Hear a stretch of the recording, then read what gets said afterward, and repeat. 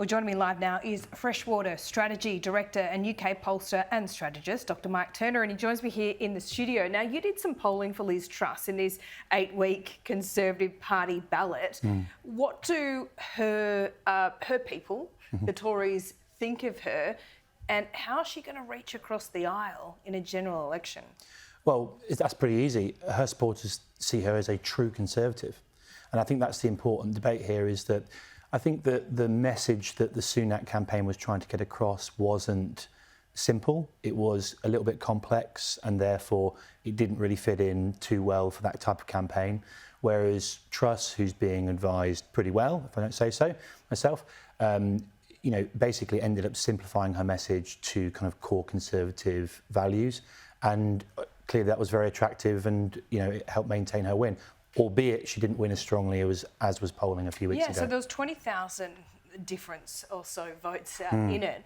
But you say she campaigned as a true Conservative, but in a general election, does a Conservative get those votes in the middle, on the red wall, where she needs to win? Yeah, well, actually, I think in the UK, because it's not compulsory turnout, I do believe that you can win as a true Conservative. It needs to be a bit more nuanced than just replicating what Thatcher did or just trying to copy what Boris Johnson did in 2019. But certainly there is a pathway there, and it might be slightly different to what's been done in previous elections since Cameron, May and Boris. But certainly there is an opportunity there. Whether or not it's an 80-seat stonking majority that Boris Johnson delivered in 2019, I don't know, but certainly there is an opportunity. It's amazing that you talk about that 80-seat stonking majority and Boris Johnson rolled in such a comprehensive way by his own party. I mean, they were vicious on the way out, trying to make sure that he couldn't be a Lazarus. What do you think? Well, that is very interesting. I mean, also, it was pretty interesting in her speech that she gave yesterday. She did give a nod to Boris Johnson to say, you've been a great success as Prime Minister. And in part, I think that is a signal to say that she is going to respect his legacy. But I also think there could be a bit of a problem if Boris decides to stick around in Parliament. Obviously, there'll be potential opportunities for someone who's had such a colourful life as Boris to go out there on the speaking circuit and kind of take on public events. You could just write a column and it'd be devastating. Absolutely. I mean, I think there's plenty of opportunities for Boris Johnson for sure. But if he does decide to stay, I wouldn't rule out an opportunity in the future. Okay. So how does he do that then? Do you think he just looms large over Liz Truss' premiership now? Or does he give her the air and just put himself in a position to strike if she fails?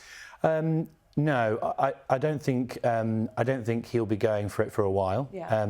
He's still pretty young. I think there's two examples to consider. First of all, David Cameron.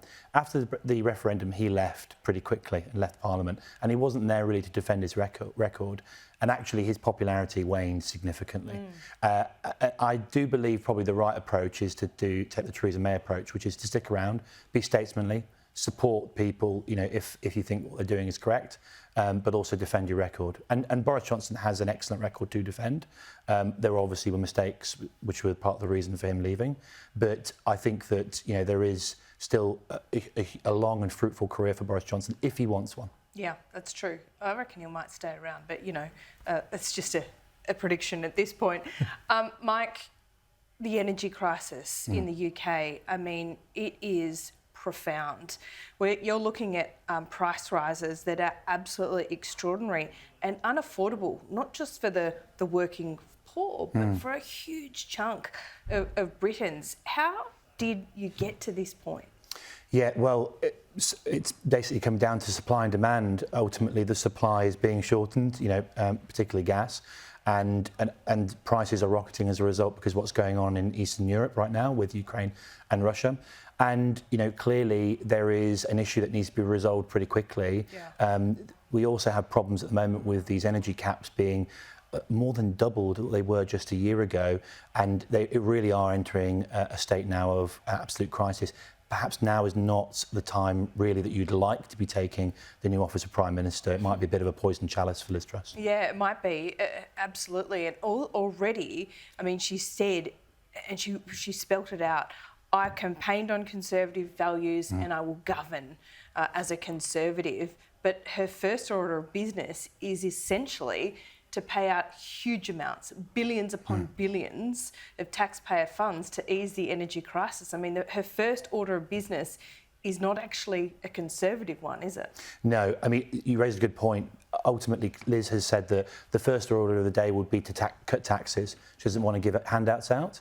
And actually, the first action that she's announced since winning has been to give out £100 billion, about $180 billion worth of support, and she's going to outline that in the next few days. How does that go down with the base? Well, I think it basically comes down to a pragmatism. She's taken on the office now. She's realised that was a campaign. She's signalled her intentions. No one's in any doubt that she's a tax cutter. No one's in any doubt that she's a true Conservative because she has behaved that way in her 10 years in the government. But I think she understands just how critical this energy crisis is right now. And if Liz Truss is promising £100 billion, then you know that people are in a problem in the UK. Yeah, absolutely. Dr. Mike Turner, great to talk to you. Check in soon.